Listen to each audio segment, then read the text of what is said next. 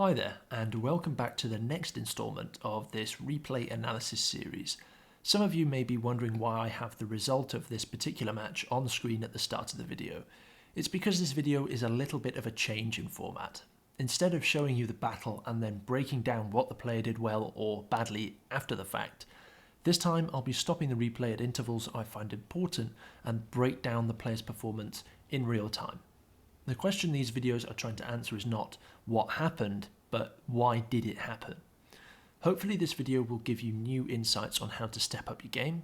If it does, please consider liking it at the end. I'm trying to find the best way of creating these videos, both analytics wise and I guess education wise. That means I'm trying to change the general video format every so often. On the flip side, if you only watch World of Tanks replays for a dopamine hit and don't like the result of the match spoiled until the end, let me know and I won't do it this way again. Anyway, that's the rambling out of the way, onto the gameplay. So, this is Rock'n'Roller in the Swedish Tier 10 medium tank, the UDES 1516. They're playing on the Pilsen map and have elected to head to the top right corner to snipe through the bushes. Why is this the best initial position for the UDES? Firstly, in this game, Rocky has backup. The camouflage sniping they're attempting to do would be very difficult without a tank like the friendly EBR spotting for them. Also, this side of the map is catering to the strengths of the UDES. It has very well angled armour, but it is at risk of being penetrated up close as the angles change. It has fantastic gun depression and I believe best in class camouflage. If Rocky were to take this tank to the more urban side of the map, they would find it very difficult to utilise these strengths as there are much shorter engagement distances, much fewer places to hide the weaker plates, and tanks can take advantage of the poorer stats of the UDES like its damage per minute. This side of the map has much more long engagement distances and has enough bushes to keep Rocky hidden even if they shoot. Saw Rocky there take a shot at the T100LT. He's going to follow up with a blind shot, and then they continue to move down towards the enemy positions to try and get them within render range so they can shoot them. Picks up an IS-7 and takes a pot shot at them, which unfortunately bounces, but not too long after you can see there the T100LT did take that blind shot, and he's going to follow up by killing them. So with the T100LT now dead, the Rocky and their allies can now think about moving up to try and deal with this IS-7 that it just manages to get a shot into now. The 63P up there is providing overwatch and trying to cover the enemy EBR-105, who is trying desperately to hassle the friendly light tanks that are moving about. And you can see that Rocky is continuously moving because they are very confident they're not going to get spotted, so they can close the distance on this IS-7 and really find an advantageous position.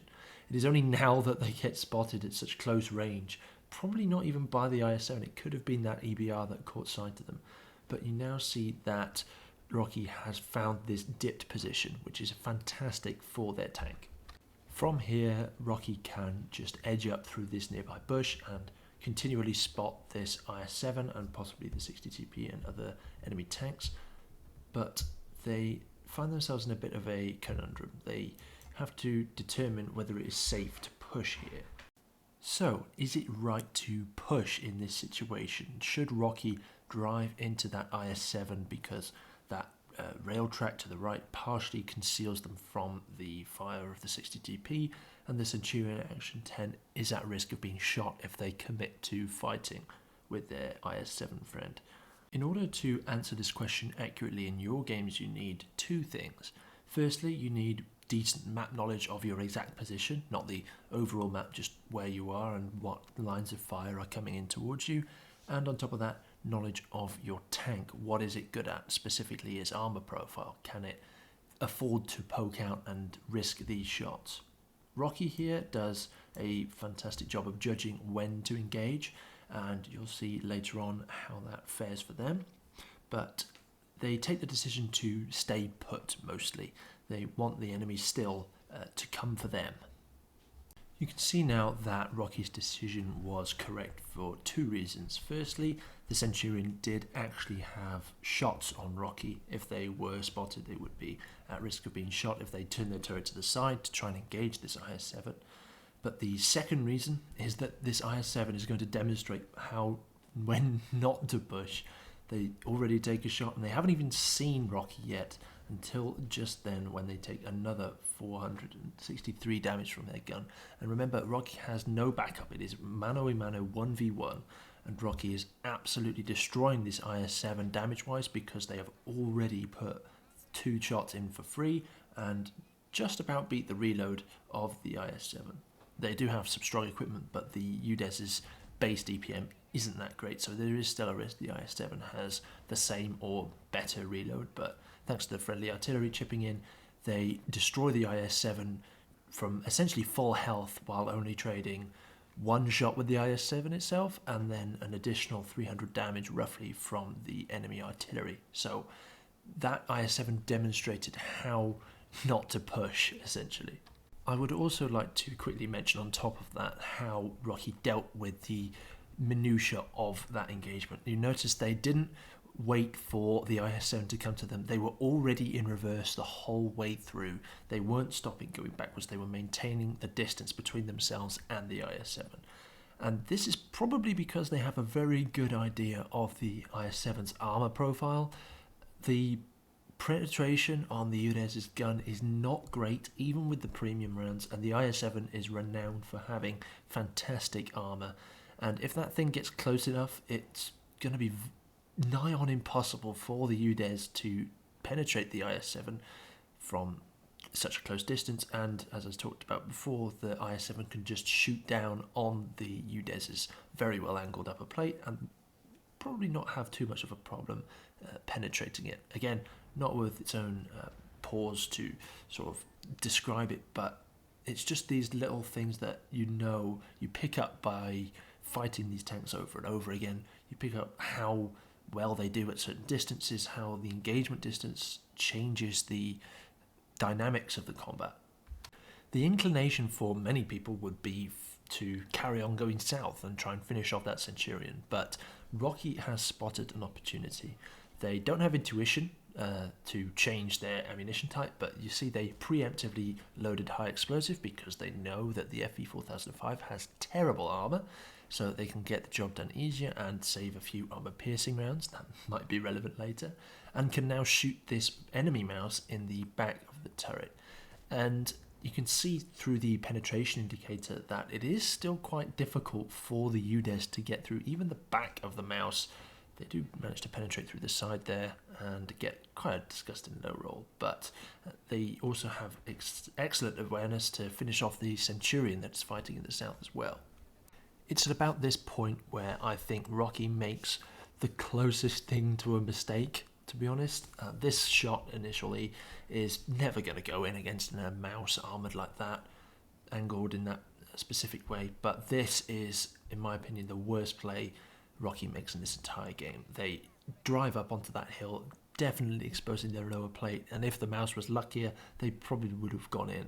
And the change in hit points probably would have spurred this Kranvagn on to just chase them down and clip them out. But thankfully they have enough health, especially with that bounce, to get away with it. Now you see that Rocky is now up against a Kranvagn, a AMX-30B, and those 2 heavies in the middle. How do they deal with this situation? The key thing to remember here is the overlapping fields of fire the enemy has. The Kranvagn, as some of you may have noticed, has fired 2 shots, meaning it's only got 1 left, making it impossible for them to finish off Rocky's UDES 1516 in the remaining shot of the clip. But considering the dwindling fire support Rocky has, i.e. that Object 430U up there, if they were to charge in, just try and peek over the ridge and finish off the Kranvagn, they open themselves up to fire from the AMX-30 and the 2 heavies in the middle. So let's see how Rocky actually deals with this situation. They try and take some pot shots at the AMX-30, but they quickly realise that there's no way they're getting around this corner because the AMX-30 can easily just sit there and wait, and the Kranvagn can just take advantage of this firefight. So Rocky intends to do something completely different. I'm not sure if they're completely unspotted here, but regardless, they disengage from that position. Rocky is going to head back to the 0 line where they spent most of the early part of this game. This is possible because there is no enemy line of fire. They can't shoot them as they come back. And this is a strong position for the UDES because of the environmental advantages such as the bushes, the small ridges, etc., etc. The friendly Object 430U is going to try what I suggested was a bad idea for Rocky to do in their position, and you'll see that the Object 430U is going to pay the price in hit points for it. They do take 2 shots from the Kranvagn, who managed to reload, but they do manage to get the kill, which is important. And Rocky gets unbelievably lucky here. The Death Star manages to somehow only take the tracks off with a premium Hesh round. I don't know how they managed that, but Rocky doesn't lose any health, and that probably keeps him in the game. Rocky now moves down towards the southwestern side of the map to try and help their other remaining ally, the other Object 430U, who is trying to hold back the Mouse and the AMX-30B. They successfully managed to get there unspotted. They used the bushes and seem to be anticipating somebody's going to be on the left, so that if they were to drive over near the left they would be spotted as they approach, but it is only the E100 that they catch out, and they only seem to catch the back end of this E100 as they're trying to poke the corner of this building. And another good thing that Rocky does here, they don't sit there and wait for the E100 to drive backwards, even though it's a kill shot. They see that the Mouse is in the open and drive in that direction. They take a pot shot from long range because the enemy Mouse was outside of that 445 meter maximum view range. Now, as Rocky is trying to escape here, they do get caught out by the FV4005. Now, this is a bit of a nitpick, but considering the amount of ammunition that Rocky has left in the tank, I think it would have been a better idea here to reload high explosive and then shoot the FV4005, possibly getting them in one shot, or alternatively finishing them off with another high explosive round should there be a low roll. This is because of primarily the ammunition concerns, but also you notice there in the replay that the FV4005 doesn't actually spot Rocky until they shoot. So unless the FV4005 got a bit antsy and decided to retreat back into cover before Rocky had fully reloaded the high explosive shell, as I say, they didn't have intuition, so it would have been a full reload, then I think they would have gotten away with that and saved the 2 APCR shells that they committed to killing that FV4005. But as I say, very nitpicky there. Now, back to what Rocky has been demonstrating all this game, and that is positioning. They are getting into positions that are advantageous for the UDES, advantageous for their playstyle, and how they've set the tank up. The E100 hasn't been spotted for a while, so Rocky does get quite lucky picking them up, coming back around to essentially try and flank their old position, but thanks to partly the railway track and the bushes behind it, they are able to just set up and wait for this E100 to climb up, and you see their gun is just pointing the wrong way, so that's just an easy kill, which is especially important in these 2v2 situations at the end of the game. So now on to the final engagement of this battle, the friendly Object 430U and Rocky against the last remaining enemy tank, the Mouse, that took out the other Object 430U. The Mouse isn't particularly fast, so it's very easy to rule out positions. It's possible that they've just driven into the bottom left corner of the map. They might have dashed it for the urban area, but outside of that bottom left quarter, it's very unlikely that the Mouse has made it there in that time without being spotted. They do get spotted there in the bottom position. Now, while this is a replay analysis on Rocky's gameplay, I must give commendations to this Mouse driver because this is probably the best position they could possibly pick, considering the range they could drive before being spotted or engaged. They knew where the Object 430 was, they were up north, and they knew where Rocky was. They were just in the west finishing off the E100. So they could have stayed in the bottom left corner of the map, right in that corner, and done a reasonable job, possibly using the wrecks of other tanks. They know the other Object 430U is there. They could have mounted a pretty reasonable defense there and possibly won the game. They only need 2 shots to deal with the Object 430U, and they only need another 2 to deal with the UDES. And obviously they don't know this, but Rocky's UDES only has standard ammunition left. They don't have any premium rounds, and of course the Maus is one of the most heavily armoured tanks in the game. This position has cover, and this position is very close to the cap, so the 2 friendly tanks here can't really deal with it they can't dig it out through capping, and they can't really go from long range. You can see here that Rocky is holding their fire as long as possible, trying to get the easiest shots, because their gun just doesn't have the penetration to deal with the Maus from this range. Now, with their last shot of standard ammunition remaining, Rocky realizes that they're going to have to close the distance and make sure this shot goes in. They're going to try and go around and use as much camouflage as possible to try and get as close as possible, but they do get caught out here, and the Maus misses a very important shot there. You see it bouncing off that piece of rubble, just exploding. If that shot had hit and penetrated, the engagement would have been a lot dicier for the 2 remaining friendlies. As you see, the Maus has already hit the Object 430U, making them a one-shot. So how is Rocky going to deal with this situation? The Maus is pretty heavily dug in. There are some very awkwardly placed piles of rubble. As we'll see later, the Maus is hiding behind, and it's really going to mess with Rocky's aiming. They can't really get a decent shot through.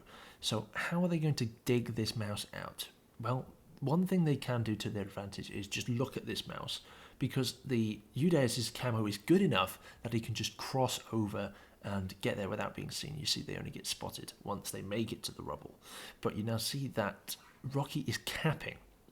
So the proverbial ball is now in the Maus's court. The Maus has to come out and reset this cap, and they can only do that by coming out into the line of fire of the friendly Object 430U. Now, the friendly Object 430U does something a bit strange. They do sit back a little bit far, so the Maus could, at this opportunity, very easily poke out, and they do have the information. They are poked out far enough such that they would be able to see the Object 430U if it was on that corner. So if it had gone then, they probably would have won this game. But here it is, the final engagement. The Object 430U misses the shot on the Maus, who elects to just drive straight out now, take the advantage. Rocky, of course, moves out of the way and plays Ring Around Roses, while the Object 430U slams one into the back of the Maus, who returns the favour and finishes them off. Rocky pens into the back side of the Maus with the APCR, but doesn't do enough, so it's all on the HE. Rocky uses their knowledge to finish off the Maus by aiming at, relatively speaking, the weakest part of the armour of the Maus. Still massive, and with the HE nerfs, could still have done nothing, but they managed to take the game down. So, Rock and Roller, or Rocky, bringing home over 8,000 damage and 7 kills in the UDES 1516 on what you could consider a city map. They weren't really in their element here, tank-wise, but through good map knowledge, good game knowledge, and tank knowledge, they managed to win in most of the engagements that they took, and pulled the game from the claws of defeat. And that about does it for this video. If you liked it, please consider giving it a like, and any comments on how this video was set up would be greatly appreciated. I'm trying to figure out a sort of formula to demonstrate the excellent decision making from these players in their games, the minutiae of it essentially, that contributes towards them winning it. I understand that this World of Tanks is not sort of you make one clutch play and then the game is over. It's consistent good decision making, putting your tank in the right place at the right time over and over again, which eventually contributes to a higher win rate, more damage, more kills, etc, etc. So if that video sort of highlighted what Rocky did that contributed to the wins, then I'm glad about it. But if there's something you feel like I completely missed or misrepresented, then please let me know. Otherwise, consider subscribing. This is the kind of video I'm going to be trying to make over the next few weeks and months. So yeah, Thanks for watching, enjoy whatever you're doing, and I'll see you in the next one.